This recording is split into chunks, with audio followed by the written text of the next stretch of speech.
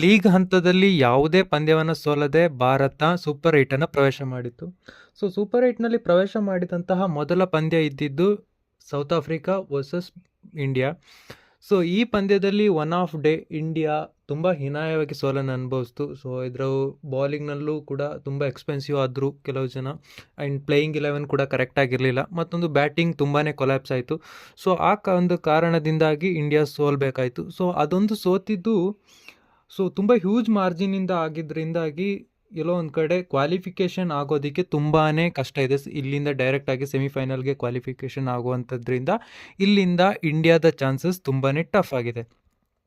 So ನಾನು ಈ ವಿಡಿಯೋದಲ್ಲಿ ಬಂದು ಕ್ವಾಲಿಫಿಕೇಷನ್ ಸಿನಾರಿಯೋ ಯಾವ ರೀತಿಯಲ್ಲಿದೆ, ಯಾವ ರೀತಿಯಲ್ಲಿ ಭಾರತ ಕ್ವಾಲಿಫೈ ಆಗ್ಬೋದು ಅನ್ನೋದನ್ನು, ಹಲವಾರು ಚಾನ್ಸಸ್ಗಳಿದೆ. ಸೊ ಅದನ್ನು ನಾನು ಇಲ್ಲಿ ಕಂಪ್ಲೀಟ್ಲಿ ಹೇಳ್ತೀನಿ. ಸೊ ನೀವಿನ್ನೂ ನಮ್ಮ ಚಾನೆಲನ್ನು ಸಬ್ಸ್ಕ್ರೈಬ್ ಮಾಡಿಲ್ಲ ಅಂದರೆ ದಯವಿಟ್ಟು ಸಬ್ಸ್ಕ್ರೈಬ್ ಮಾಡ್ಕೊಳ್ಳಿ. ಸೊ ಕ್ವಾಲಿಫಿಕೇಷನ್ ಆಗುವಂಥದ್ದು ಇವತ್ತು 2 ಪಂದ್ಯ ನಡೀತಾ ಇದೆ. ಮೊದಲನೇ ಪಂದ್ಯ ಅಹಮದಾಬಾದ್ ಗುಜರಾತ್ನಲ್ಲಿ ನಡೀತಾ ಇದೆ. ಸೊ ಆ ಪಂದ್ಯದಲ್ಲಿ ಸೌತ್ ಆಫ್ರಿಕಾ ಎದುರಿಸ್ತಾ ಇದೆ ವೆಸ್ಟ್ ಇಂಡೀಸ್ನ.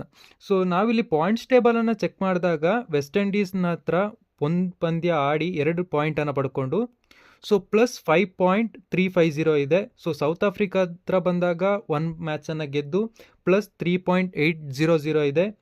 ಮತ್ತು ಇಂಡಿಯಾಗೆ ಬಂದಾಗ ಸೇಮ್ ಮೈನಸ್ನಲ್ಲಿ ಇದೆ. ಸೊ ಇದು ಒಂದು ಕಡೆ ಎಲ್ಲೋ ಒಂದು ಕಡೆ ಕ್ವಾಲಿಫಿಕೇಷನ್ಗೆ ನೆಟ್ ರನ್ ರೇಟ್ ನೋಡಿಕೊಂಡಾಗ ಇದು ತುಂಬಾ ಹ್ಯೂಜ್ ಲಾಸ್ ಅಂತಲೇ ಹೇಳ್ತೀನಿ.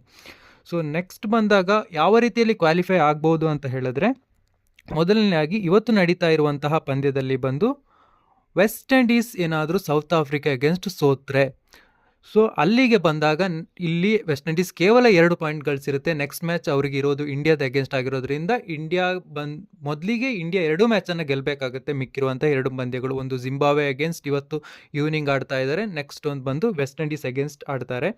ಸೊ ಈ 2 ಪಂದ್ಯಗಳನ್ನು ಆಡಿ ಒಂದು ವೇಳೆ ಭಾರತ ಗೆದ್ದರೆ ಅದರಲ್ಲಿ 4 ಪಾಯಿಂಟ್ಗಳನ್ನು ಪಡ್ಕೊಳ್ತಾರೆ. ಸೊ ಇಲ್ಲಿ ಕ್ವಾಲಿಫಿಕೇಷನ್ ಆಗುವಂಥದ್ದು ಬೇರೆ ಟೀಮ್ಗಳ ಮೇಲೆ ಕೂಡ ಡಿಪೆಂಡ್ ಆಗುತ್ತೆ. ಸೊ ಮೊದಲಿಗೆ ಇವತ್ತು ನಡೀತಾ ಇರುವಂಥ ಪಂದ್ಯದಲ್ಲಿ ಸೌತ್ ಆಫ್ರಿಕಾ ಗೆದ್ದಾಗ ಸೊ ವೆಸ್ಟ್ ಇಂಡೀಸ್ 2 ಪಾಯಿಂಟಲ್ಲಿ ಇರುತ್ತೆ. ನೆಕ್ಸ್ಟ್ ಮ್ಯಾಚ್ ಬಂದಾಗ ಇಂಡಿಯಾ ಅಗೇನ್ಸ್ಟ್ ಬರುತ್ತೆ. ಸೊ ಅವರು 2 ಕೊನೆಯ ಪಂದ್ಯಗಳನ್ನು ಸೋಲ್ತ್ವಿ ಅಂತ ಇಟ್ಕೊಂಡ್ರೆ ಸೊ ಅಲ್ಲಿ ಕೇವಲ 2 ಪಾಯಿಂಟ್ ಬರುತ್ತೆ, ಇಂಡಿಯಾಗೆ 4 ಪಾಯಿಂಟ್ ಬರುತ್ತೆ. ಇದರಿಂದ ಸೌತ್ ಆಫ್ರಿಕಾ ಮತ್ತು ಇಂಡಿಯಾ ಕ್ವಾಲಿಫೈ ಆಗುತ್ತೆ. ಸೊ ನೆಕ್ಸ್ಟ್ ಇನ್ನೊಂದು ಸಿಚುವೇಶನ್ ಏನಂದರೆ, ಒಂದು ವೇಳೆ ಇವತ್ತು ಏನಾದರೂ ವೆಸ್ಟ್ ಇಂಡೀಸ್ ಗೆಲುವನ್ನು ಸಾಧಿಸಿದ್ರೆ ಸೊ ಇವತ್ತು ನಡೆಯುವಂತಹ ಪಂದ್ಯದಲ್ಲಿ ಜಿಂಬಾಬ್ವೆ ಅಗೇನ್ಸ್ಟ್ ಇಂಡಿಯಾ ಹ್ಯೂಜ್ ಮಾರ್ಜಿನಿಂದ ಗೆಲ್ಲಬೇಕಾಗುತ್ತೆ. ಸೊ ಆ ರೀತಿಯಲ್ಲಿ ಗೆದ್ದಾಗ ಮಾತ್ರ ಸೊ ಮೊದಲಿಗೆ ಆಲ್ರೆಡಿ ವೆಸ್ಟ್ ಇಂಡೀಸ್ 2 ಪಾಯಿಂಟ್ ಇದೆ, ಇವತ್ತಿನ ಪಾಯಿಂಟ್ ತಗೊಂಡಾಗ 4 ಪಾಯಿಂಟ್ ಆಗಿ ನೆಕ್ಸ್ಟ್ ಮ್ಯಾಚಿಗೆ ಬಂದಾಗ ಇಂಡಿಯಾ ಅವರ ಅಗೇನ್ಸ್ಟ್ ಗೆದ್ದಾಗ 2 ಟೀಮ್ ಕೂಡ 4 ಪಾಯಿಂಟ್ನಲ್ಲಿ ಶೇರ್ ಆಗುತ್ತೆ. ಸೊ ಇಲ್ಲಿ ಬಂದಾಗ ನೆಟ್ ರೇಟ್ ಯಾವ ರೀತಿಯಲ್ಲಿ ಯಾರದು ಜಾಸ್ತಿ ನೆಟ್ ರೇಟ್ ಇರುತ್ತೆ ಅವರು ಗೆಲ್ಲುವಂಥ, ಅವರು ಕ್ವಾಲಿಫೈ ಆಗುವಂಥ ಸಾಧ್ಯತೆಗಳು ಹೆಚ್ಚಾಗಿದೆ. ಸೊ ಇನ್ನೊಂದು ಸಿನಾರಿಯೋ ಬಂದು ಸೊ ಸೌತ್ ಆಫ್ರಿಕಾ ಏನಾದರೂ ಇವತ್ತು ಗೆದ್ದು ಇವತ್ತು ಸೋತು ನೆಕ್ಸ್ಟ್ ಮ್ಯಾಚನ್ನು ಬಂದು ಅವರು ಜಿಂಬಾಬ್ವೆ ಅಗೇನ್ಸ್ಟ್ ಸೋತಾಗ, ಸೊ ನೆಕ್ಸ್ಟ್ ಮ್ಯಾಚ್ ಅವರು ಬಂದು ಜಿಂಬಾಬ್ವೆ ಅಗೇನ್ಸ್ಟ್ ಸೋತಾಗ ಕೂಡ 4 ಪಾಯಿಂಟ್ಗಳಲ್ಲಿ ಶೇರ್ ಆಗ್ತಾರೆ.